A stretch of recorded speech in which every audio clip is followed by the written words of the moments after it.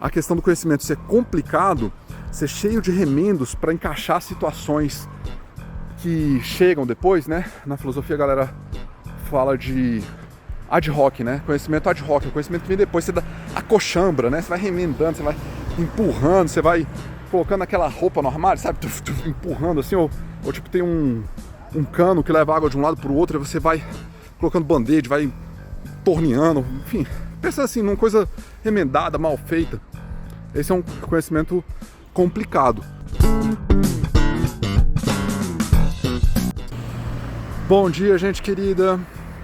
Então, esse aqui é um canal de filosofia, né? Particularmente de epistemologia, sobre entendimento. E eu sou uma pessoa cética, né? Sou um filósofo cético.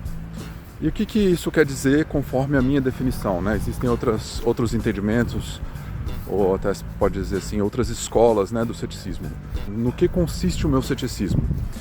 Em afirmar que não existem certezas, né? Então assim, a gente assume determinados conhecimentos como os mais pertinentes, com base no conhecimento que nós temos atualmente, mas não são conhecimentos que têm uma certeza metafísica, né? Não tem aquela coisa assim, aquela verdade indubitável, intransigente, indisponível, metafísica, né? Então as verdades da epistemologia cética, da perspectiva cética, são verdades efêmeras, né? Que são sujeitas sempre ao questionamento. Até por isso eu entendo que a ciência ela é cética, porque a ciência sempre se dispõe ao questionamento, a novas evidências, a novas teorias, a novas perspectivas, né? A ciência ela está atenta aos fundamentos do conhecimento. Pois bem, nesse sentido, eu gostaria de fazer a seguinte reflexão. Será possível falar em essência numa abordagem cética?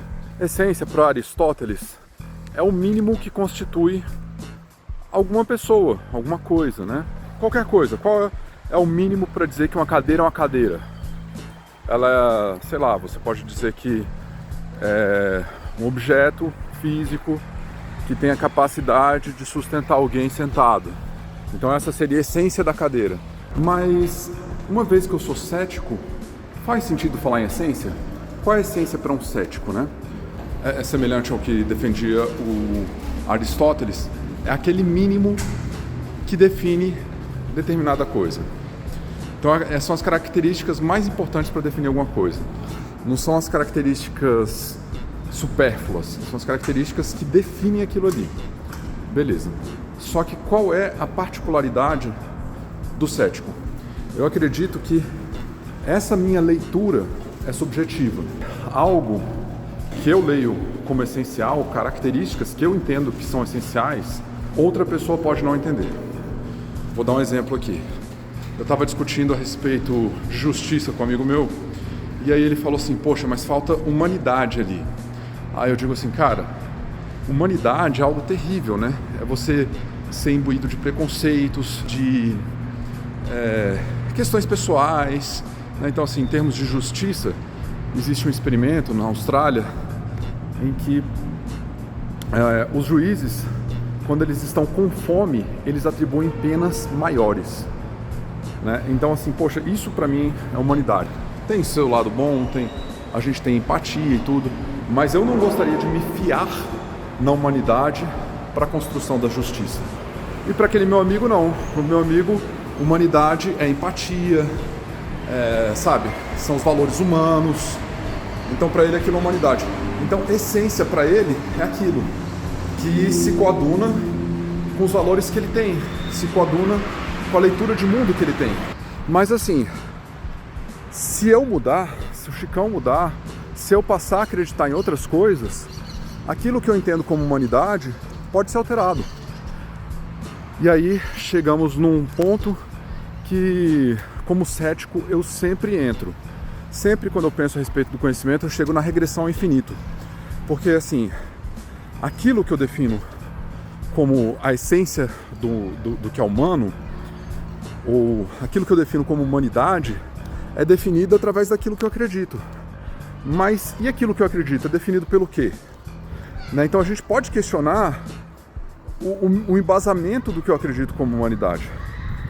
Né? Ou eu posso fundamentar as minhas crenças, né? Também eu posso questionar, eu posso fundamentar, enfim, posso discutir, mas as minhas crenças, elas têm um fundamento. E esse fundamento, ele tem outro fundamento, né? Então a gente chega numa regressão, a gente chega no fundamento do fundamento do fundamento, só que eu sou um ser finito, né? Então chega num momento que aquilo em que eu acredito já não tem fundamento. Necessariamente é, em alguma medida, arbitrário. E aí a galera fica indignada comigo, assim, a galera realista, né? Como é que você pode acreditar no conhecimento? Como é que o conhecimento pode ser pertinente se ele é fundamentado no arbitrário? Eu acredito que o conhecimento pode ser mais bem embasado, e isso aí, enfim, vou desenvolver depois. E o conhecimento pode ser muito fundamentado, pode ser mais pertinente. E a pertinência entre conhecimentos pode ser comparada. E aí a gente tem diversos instrumentos para comparar, né? Então, assim, um conhecimento que seja criticável, um conhecimento que seja passível de crítica, é muito mais interessante do que um conhecimento que não pode ser criticado. Um conhecimento que não é passível de crítica, porque o conhecimento que é criticável, ele é possível de ser negado ou de ser aprimorado. O conhecimento como um todo pode ser aprimorado. Então, assim, um conhecimento simples, ele é muito mais interessante do que um conhecimento complicado. Por quê? Porque o conhecimento complicado pode ser um conhecimento cheio de remendo. Você remenda aqui, remenda ali, aí vai que funciona para aquela situação. Aí chega uma outra situação que o seu conhecimento não dá conta, mas você dá um remendo, dá outro remendo, dá outro remendo e encaixa. Aí você fala, ah, beleza. Então, assim, aí você chega numa outra situação que não dá conta também, você faz outro remendo, aí fica aquele conhecimento todo remendado.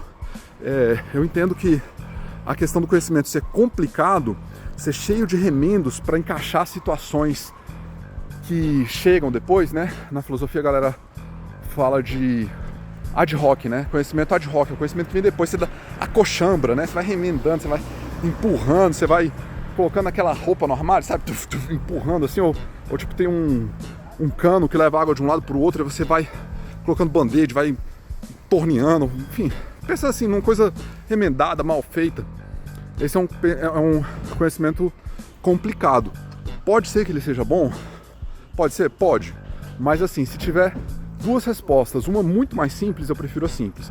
Então, existem critérios para escolher um conhecimento. Aí vamos lá, vamos chegar de novo nessa regressão infinita. E esses meus critérios, eles são bacanas? Então, vamos questionar, podemos questionar, né? É assim que vai se aprimorando o conhecimento.